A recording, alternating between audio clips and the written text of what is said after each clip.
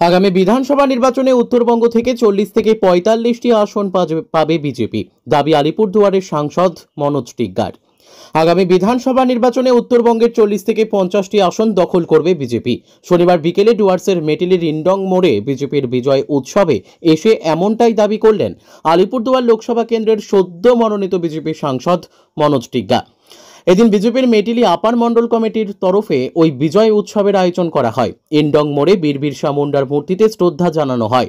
মনোজ টিগ্গা বলেন, ডুয়ার্সের মেটিলি ব্লকের চালসার একটি বেসরকারি হোটেলে লোকসভা নির্বাচনের প্রথম দফার ভোটের আগে 2 দফায় টানা 11 দিন ছিলেন রাজ্যের মুখ্যমন্ত্রী তথা তৃণমূল কংগ্রেসের সুপ্রিমো মমতা বন্দ্যোপাধ্যায়। সেখান থেকেই উত্তরবঙ্গের নির্বাচনী প্রচার সারেন তিনি।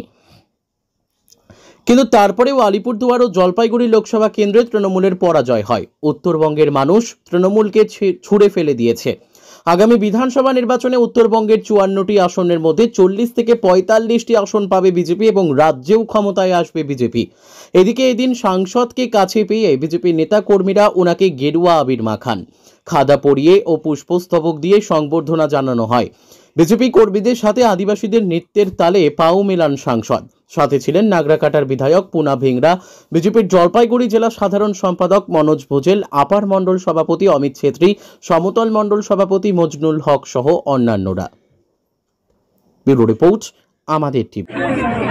आप लोग सभी को जानते हैं कि जिस प्रकार से 2019 में भारतीय जनता पार्टी को अलीपुरद्वार वासियों ने मोदी जी और भारतीय जनता पार्टी को 2 हाथ से आशीर्वाद दिया था, एक बार फिर से अलीपुरद्वार वासियों ने भारतीय जनता पार्टी और नरेंद्र मोदी जी पर अपना आस्था और विश्वास व्यक्त किया है और यहाँ पर भारतीय जनता पार्टी के उम्मीदवार को जिताया है।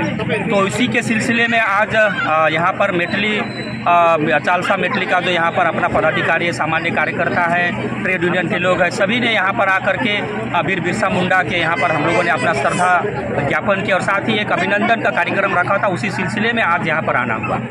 चाहते हैं देखिए, विरोधी ने कहा कि जॉन बारला ने कोई काम नहीं किया, तो उन्होंने तो कभी दिखाया नहीं कि क्या काम नहीं किया है कि नहीं? उनको बताना चाहिए था क्या नहीं किया। हमारे सांसद जॉन बारला जी ने पूरा प्रयास किया। आप लोग सभी को जानते हैं कि 2020 और 21 में जब कोरोना महामारी हुआ था तो माननीय सांसद मंत्री ने जो जिस जीपी को गोद लिया था बंदा पानी में, वहाँ पर खाद्य सामग्री लेकर के जा रहे थे, सब्जी चावल इत्यादि। वहाँ किस प्रकार से पश्चिम बंगाल के प्रशासन ने उनको अटकाया, वहाँ पर जाने नहीं दिया। इसी प्रकार प्रशासन के असहयोगिता के कारण ही बहुत ऐसा काम था जिन्होंने हमारे माननीय सांसद नहीं कर पाए जो कर सकते थे। उन्होंने नहीं काम करने नहीं दिया, शासक दल ने ही काम करने नहीं दिया और वही लोग बोलते हैं कि कोई काम नहीं किया। आप हमको भात खाने के लिए दिया ही नहीं, थाल में कुछ परोसा ही नहीं, आप बोलेंगे कि कुछ खाया ही नहीं। आपने खाने को दिया ही नहीं तो हम खाएंगे कहाँ से? आपने काम करने दिया ही नहीं तो करेंगे कहाँ से? फिर भी जितना प्रयास किया, कहीं पर पानी की व्यवस्था हो, कहीं पर सोलर लाइट की व्यवस्था हो, कहीं पर सिलाई मशीन की व्यवस्था हो, कहीं पर एम्बुलेंस की व्यवस्था हो, हमारे माननीय सांसद मंत्री जी ने जितना सका उतना किया।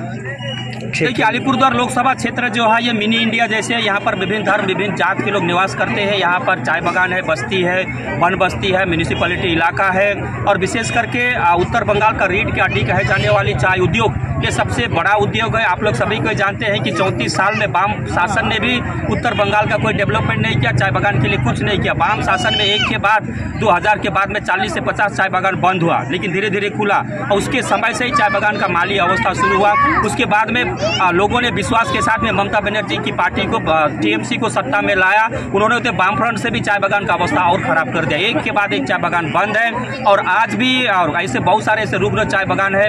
आज हमारा दाबी है कि बंद चाय बागान को खोलना पड़ेगा, मिनिमम वेज लागू करना पड़ेगा, जमीन का पट्टा के बदले में चाय श्रमिकों को जमीन का मालिकाना अधिकार देना पड़ेगा, पीएफ सही समय पर जमा करना पड़ेगा और रिटायरमेंट का जो उम्र है 58 से इसको 60 करना पड़ेगा और साथ ही एक्स्ट्रा लीव प्राइस जो डबली होता है, 2009 साल में 3 रुपया हुआ था, आज 2024 से 15 साल उसका रिवीजन अभी तक हुआ नहीं है। ये काम हम आने वाले समय में अपना ट्रेड यूनियन है, BTWU है, भारतीय जनता पार्टी है और यहाँ के जो बीजेपी है सबको मिल करके आने वाला दिन में एक बड़ा आंदोलन हम खड़ा करेंगे और सरकार को यहाँ पर झुकाएंगे, क्योंकि वो सब समय केंद्र की ओर अंगुली उठाते हैं।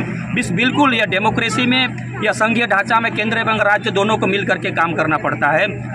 चाय बागान में 3 काम होता है। एक काम टी बोर्ड के माध्यम से डेवलपमेंट वर्क होता है, लेकिन लीगल और लेबर पार्ट देखने का अधिकार राज्य सरकार का होता है। जो महत्वपूर्ण है वही काम राज्य सरकार नहीं करे। राज्य सरकार 1 कदम उठाई गई तो केंद्र सरकार 2 कदम आगे उठाएगी चाय बागान का अवस्था को सुधारने के लिए। ये उत्तर बंगाल वासी शुरू से ही टीएमसी को नकार दिया है और आने वाला दिन में भी नकारेगा। यहाँ पर मुख्यमंत्री बार बार आकर के अपना पैर जमा करके रखी तो अभिषेक बनर्जी आया मुख्यमंत्री, लेकिन भारतीय जनता पार्टी और मोदी जी के ऊपर में ही उत्तर बंगाल वासियों का आस्था है, इसलिए एक बार फिर से जीता। टीएमसी के ऊपर में कोई आस्था नहीं। आने वाला समय में देखिएगा तो 2026 में जब विधानसभा निर्वाचन होगा तो 54 में से लगभग 40-45 सीट उत्तर बंगाल में भारतीय जनता पार्टी जीतेगी और आने वाला समय में 148 से ज्यादा सीट लेकर एब्सोल्यूट मेजोरिटी लेकर भारतीय जनता पार्टी का मुख्यमंत्री पश्चिम बंगाल में बनेगा।